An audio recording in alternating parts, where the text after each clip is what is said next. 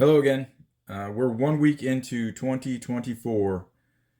Earlier this week, I watched a couple of videos from Reggie Collects and Swaggle Hoss. And basically, their videos were about goal setting for 2024, or collection goal setting for 2024. And their videos prompted me to make this video. I'm not going to try and predict what I think the comic book market will look like for this year.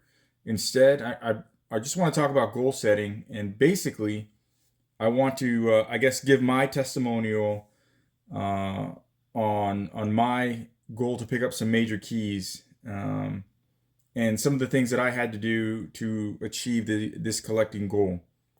All right, so this story goes back a few years. So in January 2018, I made a resolution to make at least $2,000 in eBay sales and basically profits before the end of the year in order to buy a decent copy of House of Secrets number 92, which at the time was probably my biggest grail book. And basically, once again,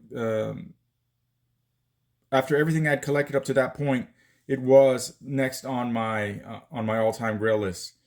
So my strategy was twofold. I wanted to sell as many dollar bin and cover price comics in my collection, and avoid selling any of my more valuable comics if possible. Since I am pretty risk averse, I decided eBay would be my only method of selling. Unfortunately, I did drag my feet and lost out on some early selling opportunities. However, by mid-March, about 2.5 months after initially setting my goal, I finally started creating some listings, and everything was going pretty well. However, around that time, March, April, if I remember correctly, the Swamp Thing show was announced, and prices for House of Secrets number 92, they started to surge. I immediately had to reevaluate my collecting goals. So basically, $2,000 wasn't going to be enough to get me an 8.5, either raw or graded, at that time. The prices had just gone bananas.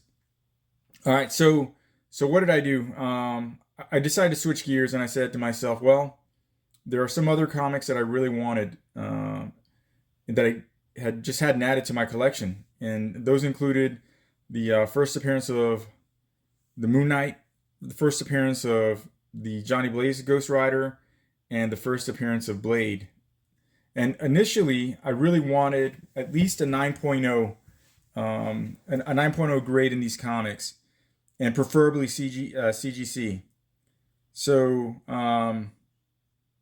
by mid-June, fast forwarding about 3 months or so, 3.5 months, 3.5, 4 months, I had about $1,000. So I was about halfway towards my original goal of $2,000. But at the same time, I very quickly realized that chasing 9.0s would be too expensive. Prices for Werewolf by Night 32 and Marvel Spotlight 5 were also rising.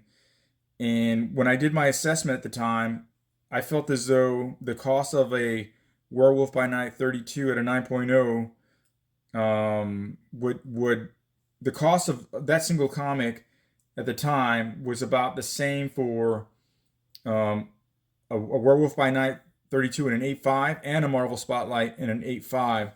So about another month later, I decided to just pull the trigger on Werewolf by Night number 32 in an 8.5. So this copy here. Okay, so the total cost for this bad boy was $1,032 plus $18 shipping, so right around $1,050. So another thing was happening at this time. My dollar bin stock was running critically low, and there really aren't that many places to hunt, if you will. Ironically, I'm in the same location, right? So I was here for a couple years, here in Georgia for a couple years, went to Germany for a few years, and I've come back to the same area in Georgia, and there still isn't very much in terms of comic shops or places to hunt here. All right, so I had to switch up my strategy. In order to prevent my sales from stalling, I decided to sell some of my better stuff. Some of the comics I decided to let go of were Batman 608, the second print, that was a raw copy. Power Girl #6, the Gillum March variant, which I'm kind of kicking myself over that one because that book is a ghost, and the copy I sold was a potential 9698 candidate. Um, a few other books that I let go were my copy of Amazing Spider-Man 252, which was in a CBCS 9.2. My Monstrous #1 second print, that was also a CBCS, but it was a 9.8. And my copy of Marvel Premiere 15, first appearance of Iron Fist, that was in a CBCS 8.0.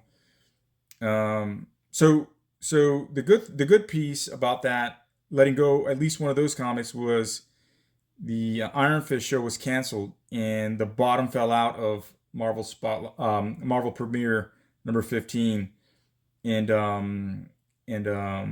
so I actually made a decent profit on that. So fast forwarding a little bit, by late September, my initial goal of $2,000 was complete. Minus, of course, the 1,050 that I'd sold off. I'm sorry, the 1,050 that I'd used to buy this book here. All right, so all I had to do now, really, I continued to sell, but really I was waiting to see if a nice Marvel Spotlight 8.5 would show up. So just a side note, a lot of people talk about buying the book and not the grade, and I actually agree with this philosophy. I'm perfectly fine with an 8.5 Bronze Age comic, but it still has to meet certain criteria. For example, I don't consider purchasing comics with any restoration. Additionally, I'm okay with a few spine ticks, but my comics need to have a straight spine. It doesn't matter to me if they're perfectly centered, but my comics, I prefer them to present well. And also, I'm not crazy at all about large creases or chips, and uh, I guess my last criteria is page quality is a must. And so, at a minimum for my Bronze Age comics, I prefer off white to white. Well, not that I prefer off white to white pages, but at a minimum, that's the lowest page quality I'm willing to accept on a Bronze Age comic. Unlike most people, I prefer white pages. So so before I knew it, it was mid-November, and I still wasn't able to find a Marvel Spotlight 5 that met my minimum requirements. And part of my strategy or my thought process was that the holiday season would create a buyer's market, because people would be focusing on holiday gifts. But I really could not have been more wrong.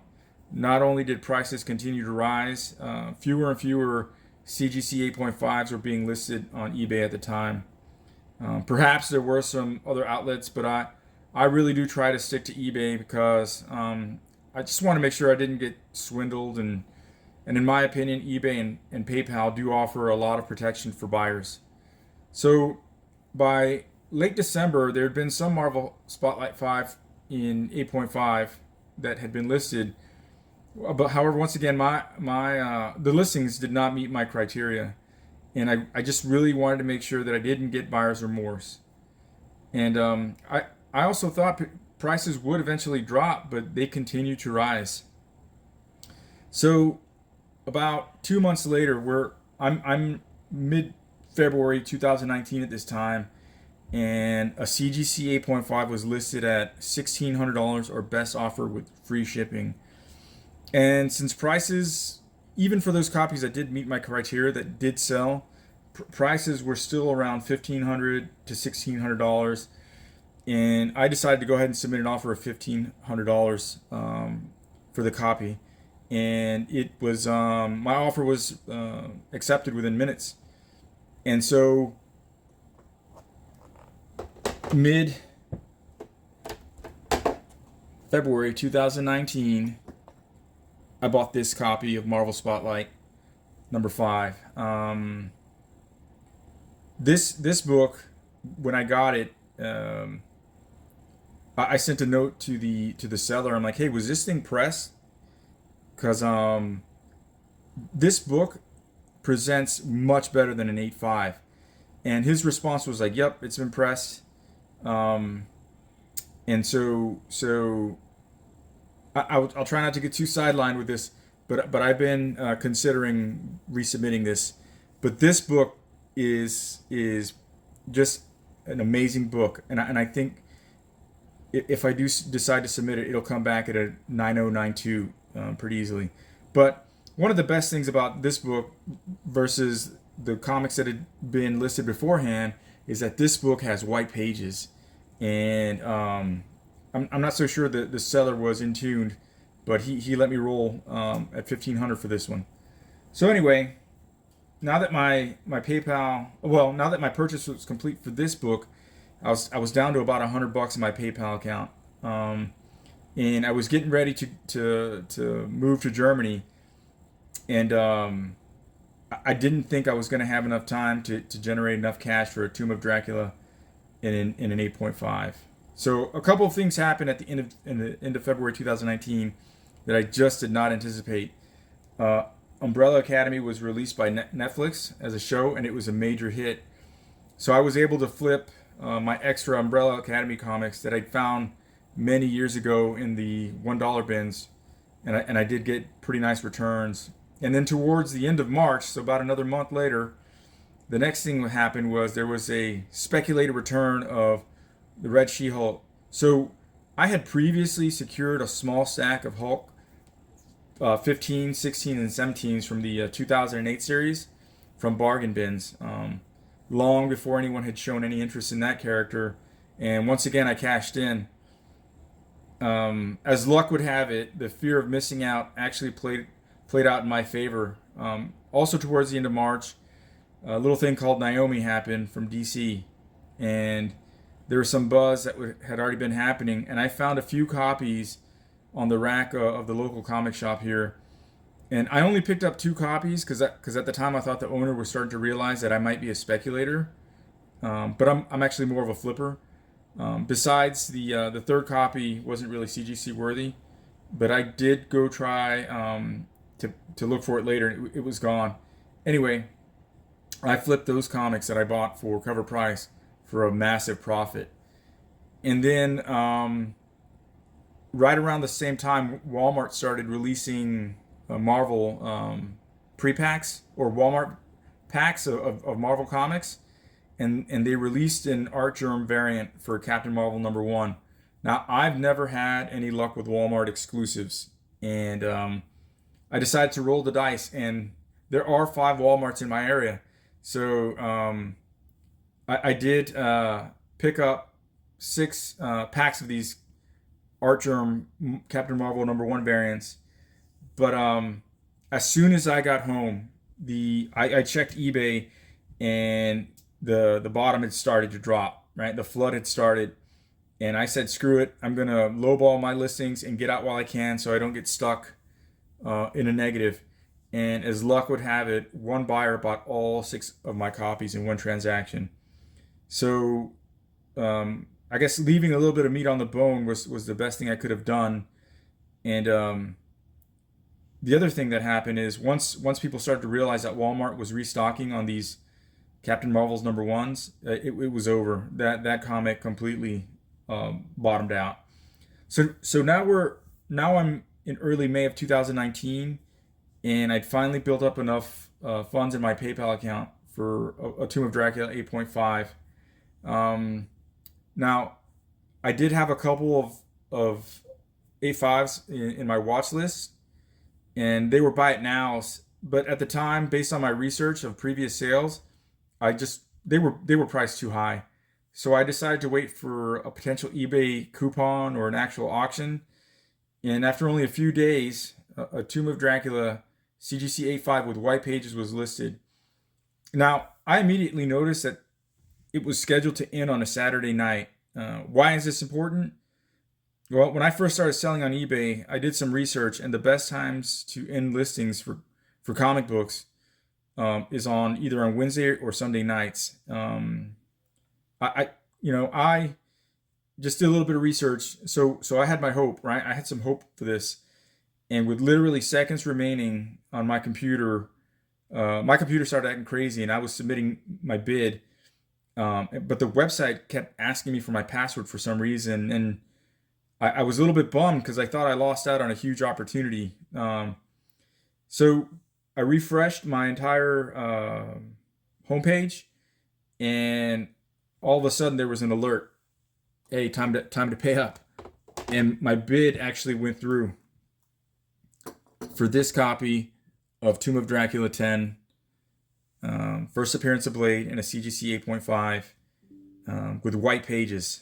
So the best part of this was that I had enough money left over to replace my Marvel Premiere number 15 that I sold off back in 2018, but I actually got it in a better grade and better page quality. So I replaced that comic. So that was more good news. So all that's to say is that in a year and a half, I was able to secure 3 of the top 5 comics on my Grail list in what I think is pretty high grades. And it took a lot of self-discipline and determination. Being flexible was the next most important aspect, and just shifting my strategy was what made all this possible.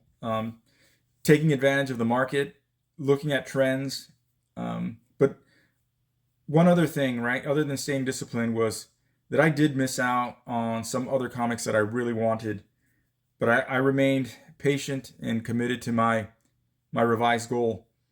So, missing out on some of the hot spec of the week was pretty tough, but I learned to move on. So I just like to say that, if you're out there watching and you have some collecting goals, 2024 might be a good year. I don't know what's going to happen out there, but if you follow those 3 things, right? Stay disciplined, stay flexible for strategies, and then just to get over some of this FOMO. Stay away from FOMO, and even if you're out there watching, you can reach your collecting goals. That's all I got. Thanks for watching. Later.